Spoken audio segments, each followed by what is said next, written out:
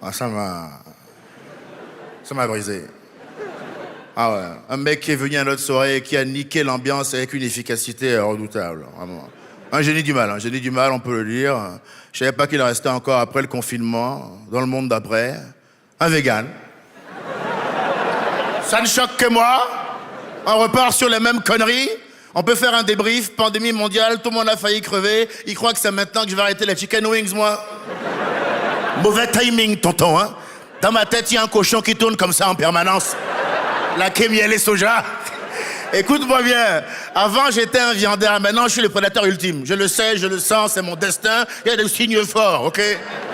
J'ai des potes qui ont une ferme, quand je vais là-bas le week-end pour me reposer un peu, les chèvres me regardent chelou maintenant. Hein. Toi, à la base, tu n'es pas destiné à être un humoriste. Tu Pas viens du en tout. France. Il n'y a aucun parent africain qui envoie son enfant en France pour faire de l'humour. Ça n'existe pas. Non, ça n'existe pas, et puis il n'y a aucun parent africain qui dit à son enfant, quand il lui dit je veux faire du stand-up, alhamdoulilah, et que Dieu te garde. Ça n'existe Non, ça c'est hors de question. Tu vas finir ton brevet des collèges et après tu vas avoir ton bac et après tu vas devenir avocat comme j'ai prévu en ce qui me concerne, reprendre la firme familiale.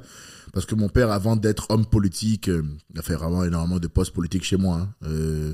Et avant d'être homme politique, il est avocat de formation, il a un cabinet international. Et donc, il avait prévu que mon grand frère et moi, on reprenne le cabinet, quoi. Ouais. Bon, ben, il se trouve que moi, j'ai manqué à l'appel, hein. Mais vraiment, à la dernière minute, en plus, hein. Vraiment, on est sur une sortie sur Civière à la 89e pour aller faire des Qu'est-ce qui blagues, s'est quoi. passé? Pourquoi tu... J'étais à la fac. D'abord, moi, j'ai ressenti, depuis tout petit, le sentiment de ne pas contrôler ma vie. Déjà, enfant, ben, j'obéissais à mes parents. Et pour ceux qui connaissent l'éducation africaine, les parents sont plus qu'investis dans notre vie. Et puis, on n'a pas les rapports. C'est là on peut copier un peu les Européens. On n'a pas les rapports dans les relations familiales. On n'a pas le dialogue qu'ils ont en Europe, tu vois.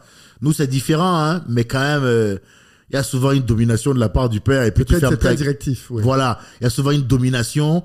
Et c'est pas toujours facile, ça. Ça laisse quand même des traces. Il faut essayer de prendre ce qu'il y a de bon et ce qu'il y a de moins bon chez nous, essayer de l'améliorer. Je pense pas qu'il faille copier le modèle européen sur énormément de choses. Vraiment, l'Europe actuelle, pour moi, est une société complètement malade. Les gens sont fous. Il y en a qui te disent, je suis ni homme, ni poisson, je me sens chat. Bon, là.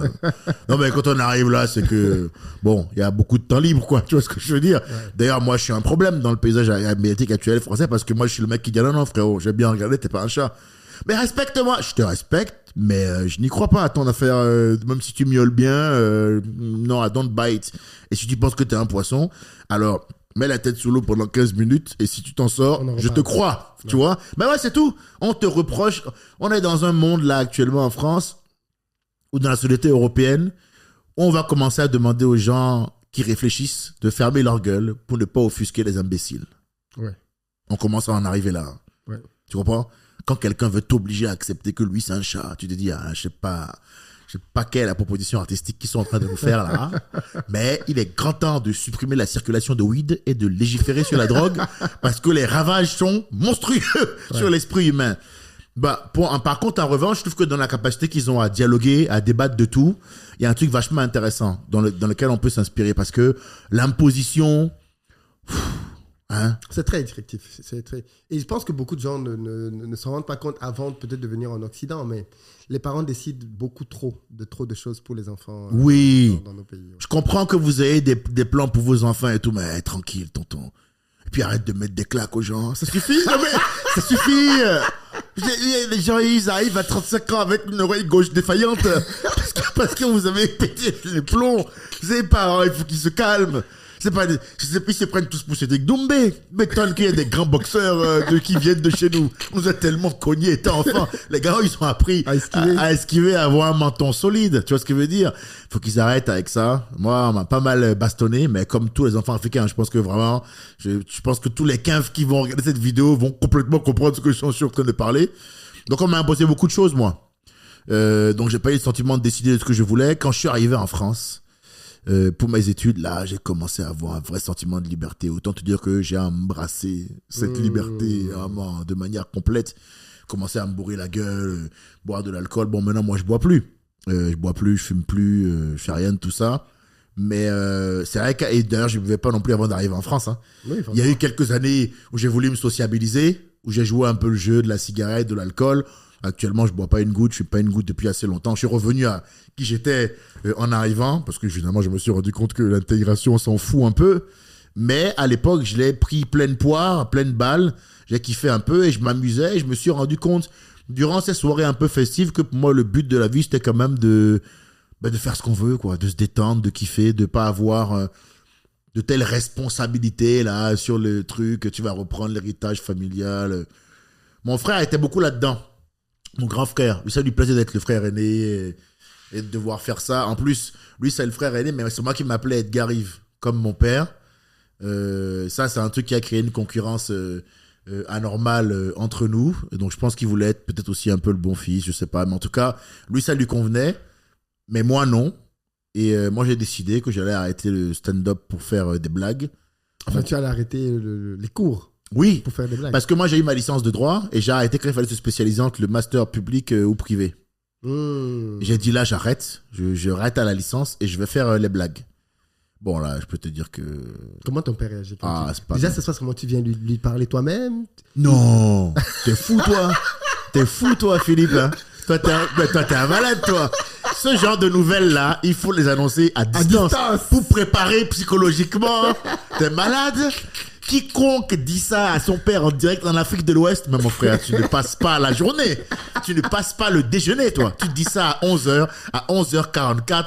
Et c'était d'abord un jeune homme brave à qui on veut rendre hommage. C'était un enfant bien. C'était un enfant bien, gars super. On tient à déposer des fleurs. Tu es fou, toi, quoi. Je le dis au téléphone et évidemment, tout de suite, on passe à la menace, à l'intimidation de la pire, oui, bien sûr, de la pire espèce. Mais ça allait loin, hein, parce que moi, je me suis retrouvé à la rue pendant 1 an à cause de ça. Oui, m'a mis dehors, banni déshérité. Hein.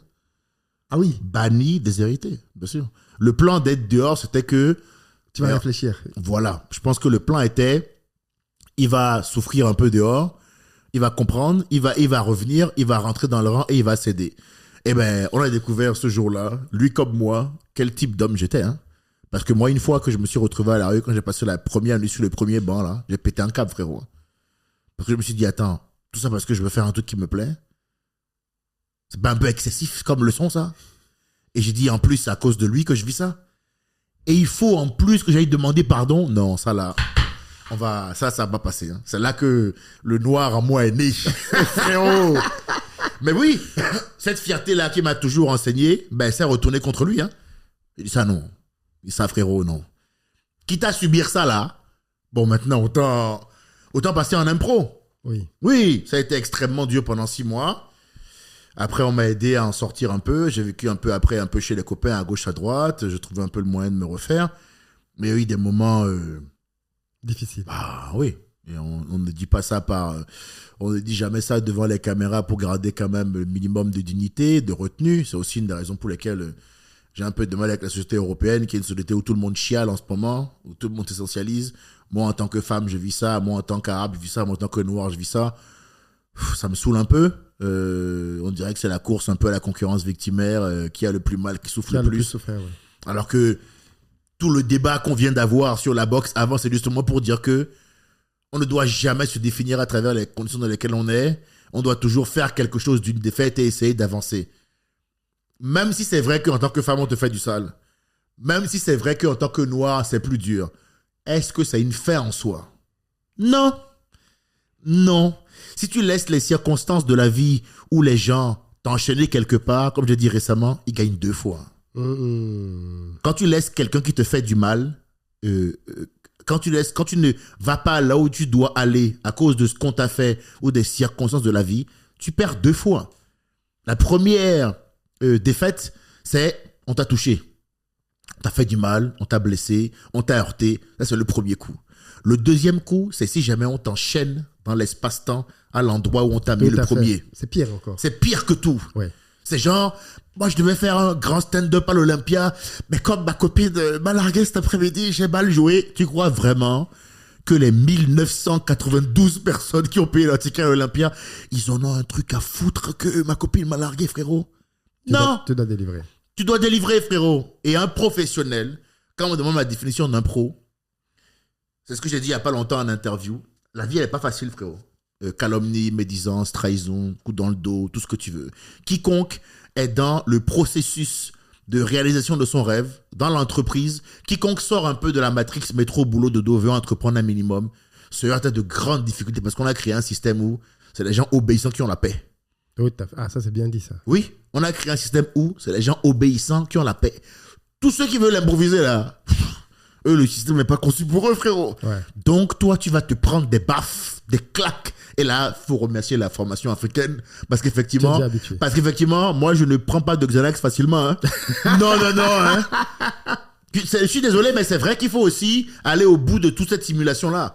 On nous a cogné beaucoup, mais nous, on ne prend pas de Xanax pour gérer la difficulté. Hein. Tout à fait. T'as compris? C'est la vraie... Non, mais il faut aller au bout des choses. Tout à fait. Vous aviez poney, on vous a dit que vous pouviez vous exprimer maintenant. Eh ben, si c'est un poisson, tu vois, où tu en es, toi? T'as vu, Philippe? T'as vu où tu en es, vos conneries, là? Maintenant, il dit qu'il a un poisson, le gamin, hein? Ouais. Ben oui, ben, il s'exprime. Non, toi aussi. Tu vois pas que vous avez manqué de vigilance quelque part. Donc, notre éducation n'est pas non plus horrible.